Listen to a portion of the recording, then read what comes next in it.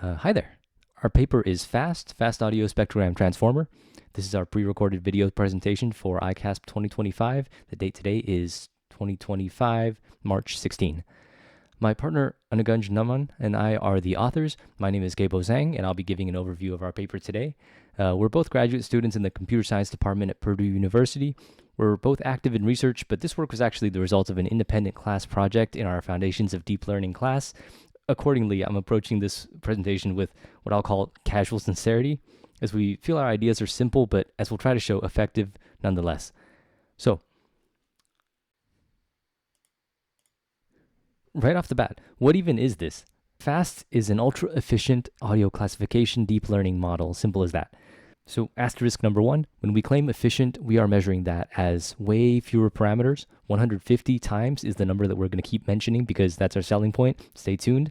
And two, faster inference time, because smaller models in terms of parameters don't necessarily run in shorter time. Asterisk number two, we've been told that audio classification model is quite a broad claim.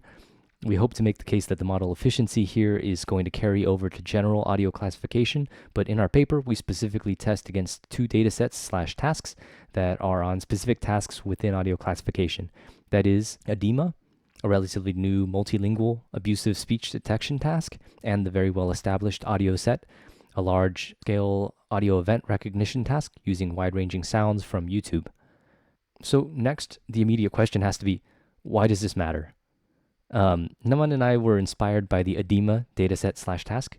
It was originated by ShareChat, an Indian social media platform featuring audio chat rooms, which immediately answers the question of what's the realistic use case for this, right? So for verbal profanity moderation, we would envision an efficient audio classification model as being able to run on a mobile device like a smartphone and in real time.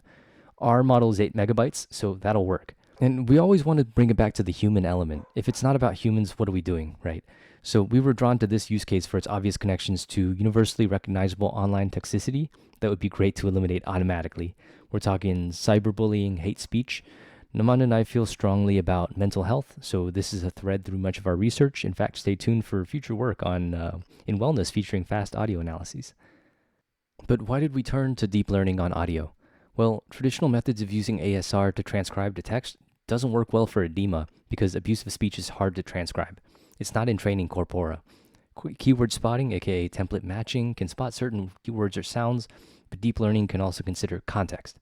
So we tried to solve the problem with FAST, but we ended up feeling the model efficiency can cross over to general uses in audio. Before we jump into the design, I want to mention the related works. That is, how did we arrive at our design? The way we see it, we're still in this wrestling match between do we need CNNs or can transformers do it all? VIT and AST back in 2021 were showing maybe we don't need CNNs after all, and the way we see it, MobileViT then hit back saying, here's a new architecture with CNNs added back in that's super efficient. That's where we pick up. We want to do that, but for audio classification instead of vision. To be clear, we are turning trends that we see in computer vision towards audio signal processing. To be more specific, we start with the MobileViT architecture, which is a state-of-the-art, efficient hybrid design, combining CNN convolution blocks with transformer self-attention blocks. And we then swap in redesigned transformer components from the LipsFormer paper, where the authors create a Lipschitz continuous vision transformer, as in they mathematically reformulate components such as the self-attention and the residual connection handling to put a bound on exploding gradients. Okay, now we can finally dive into some graphics. First, let's visualize the intuition we got from MobileViT, that is the architectural design for efficient parameters. This is the key graphic of that paper, in my opinion. This little blocks diagram showing pixel by pixel attention. You might be thinking this looks just like the standard VIT graphic, right? Where you slice up an image into, for example, in this image, 9 patches, and then pass the patches in with positional embeddings into a transformer, and then you MLP the outputs to that transformer, and you're done.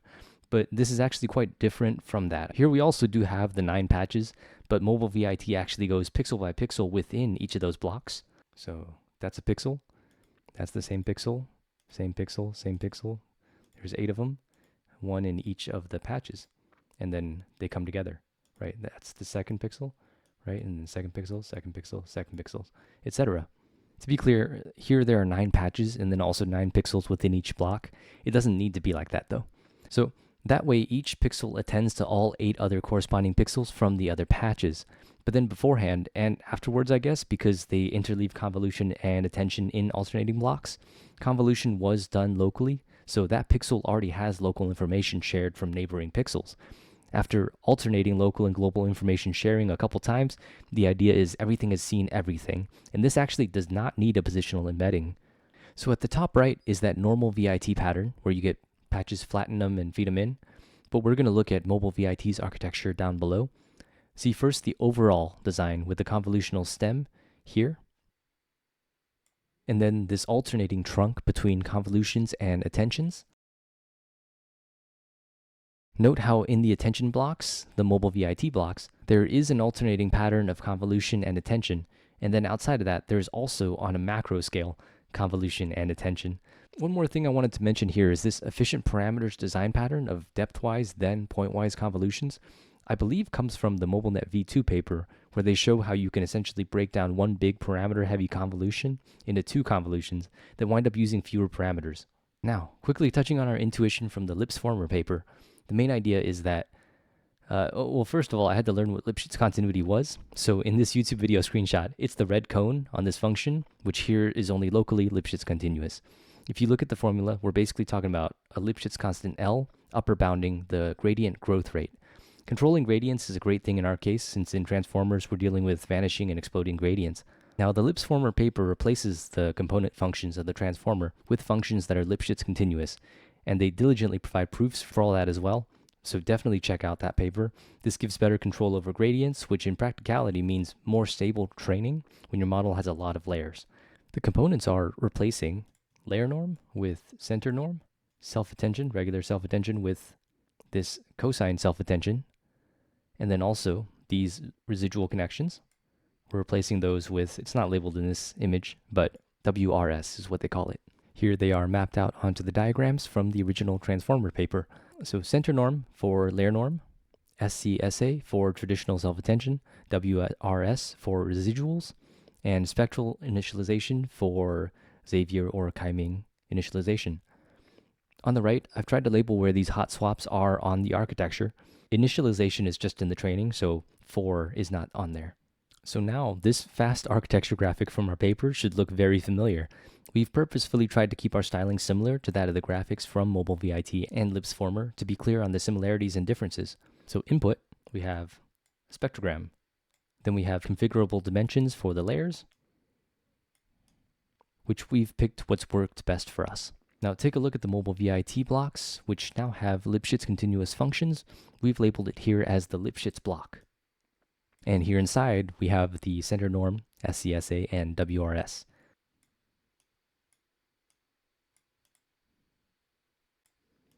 And just one more quick slide to be clear on our architecture.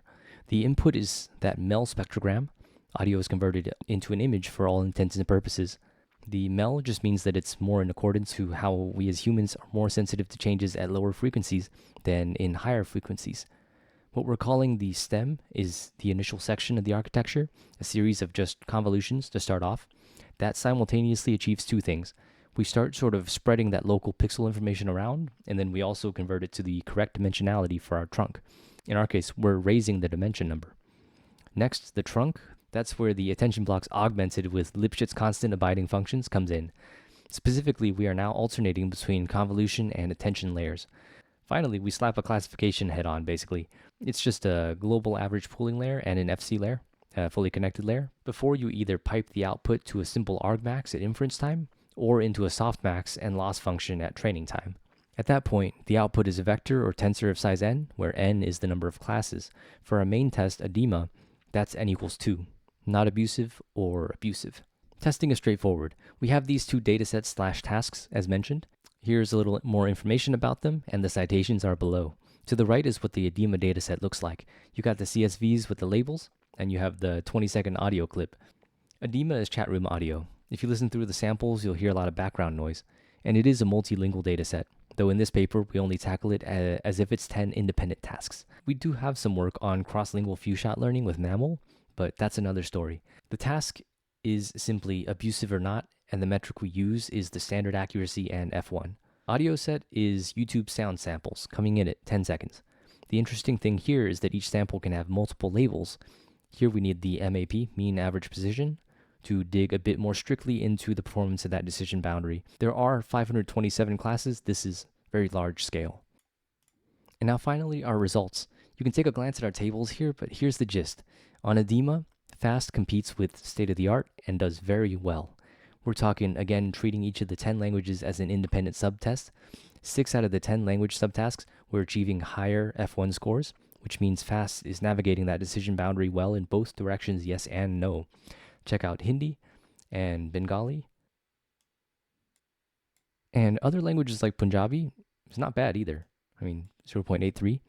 FAST doesn't lose by a whole lot. On AudioSet, there is this multi-class, 527 class emphasis, and FAST doesn't do as well. I will say we get close to the MAP of the AST's non-ensemble model, but we fall short. However, we do have one more slide, which is all about the efficiency and quality of life of FAST. Here's where we have our big claim of 150 times fewer parameters. Now, this is comparing to the biggest model, XLSR 53, based on Wave 2 Vec 2, but we are 15 times smaller than HTS-AT as well. We are indeed faster in inference as well. These times were taken on our computing cluster. Now, take a look at the figure on the right. This is a bit anecdotal as it is just one training run in that image, but just looking at that training curve with and without the Lipschitz block swapped in our experience, we genuinely found just better performance numbers from training with the Lipschitz enhancements when we ran the models over and over. So that's it for the presentation, but since it's a video, I did want to just swap over and show you that we do have a GitHub. It is not public at this time, but will be by the time of ICASSP 2025. We have some cleanup to do to update the README, etc. For example, while tweaking the model, we currently have the FAST model in the paper named LAST, L-A-S-T, to indicate Lipschitz. This will change to just FAST by the time you see this. So all of it is laid out here in this slide. It's pretty busy, but I will also try to show it here in an active browser. So here we have the GitHub. I just made a push just now. Here it is, and we will update the README. Once you git clone this, you can download from the ADIMA dataset and put it into the /data folder, and then run this command to train. It takes our cluster with 16 gigabytes of VRAM around 2 hours, so it does take a little bit. Now, the .pth PyTorch save file with your best trained model weights gets saved here.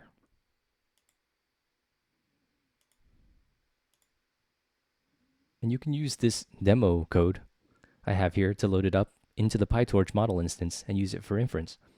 So here I've sort of prefaced it by saying that you got to run training first. Training looks something like this visually because we have the TQDM.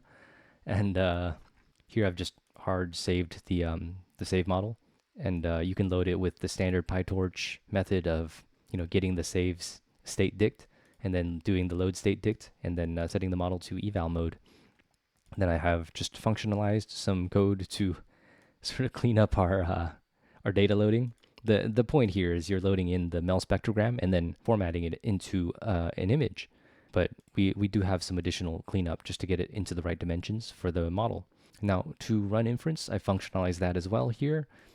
You just got to do model X, right, to get the Y hat. But then you run an argmax to get the index. Here it's just a tensor of size 2, so you're getting an index of 0 or 1. 1 corresponds to abusive language detected. 0 means not detected. And then you can do a softmax as well, just to sort of look at the relative logits size. I mean, it'll interpret it as a probability for you. So here I've just, because I didn't want to just do one sample, because that's really easy to cherry pick. So I did run it for the first 10 samples of the Bhojpuri language dataset. I've collected the y-hats into this list. And I've actually already, I wanted to run this live, but I actually realized I didn't know how to get the GPU as a device in this interactive Jupyter session because we are on a computing cluster. So anyway, I had to run this on CPU and it takes like 30 seconds per inference. So I've just run it already. So here is the results for the first 10. So non-abusive, we have softmax score for that selection of 76%. And then here, non-abusive, this one's very confident. It is basically 100% sure that, example number 2, which is this abuse 1, is no. And that is actually correct. And then here is where things get a little bit interesting. So we actually get the 4th one wrong. And our model is pretty confident. It's 96% confident, but it is confidently wrong in that case, just to show that our model, it's not getting everything correct. And abuse number 4, I was actually listening to that with Naman. And ओए mute हो जाओ सारे 1 minute के लिए तू भी I don't actually speak Bhojpuri, so I hope that was a little bit risque. Naman said that it was very tame relative to a lot of the other files, and so we were curious whether our model would be able to get this one, and it did, but it was not super sure, right? 65%, but 90% accuracy on these first 10. So that's a nice demo. One more thing in here. So in addition to saving the model weights in here, our code currently also generates this training curve. So just to check, this was over the course of 2 hours. We did 30 epochs. As you might expect, the training loss, it's a little bit jumpy, but it does go down, and then the test loss eventually, stops going down. So everything seems to be working. Yeah, terrible demo because it's already been done because it took 2 hours. So there you have it. It's all in the slides, the demo part. And thanks so much for listening. We have been Anuganj Naman and Gaibo Zhang. Here's what we look like. Please let us know about any questions, and please have a nice day.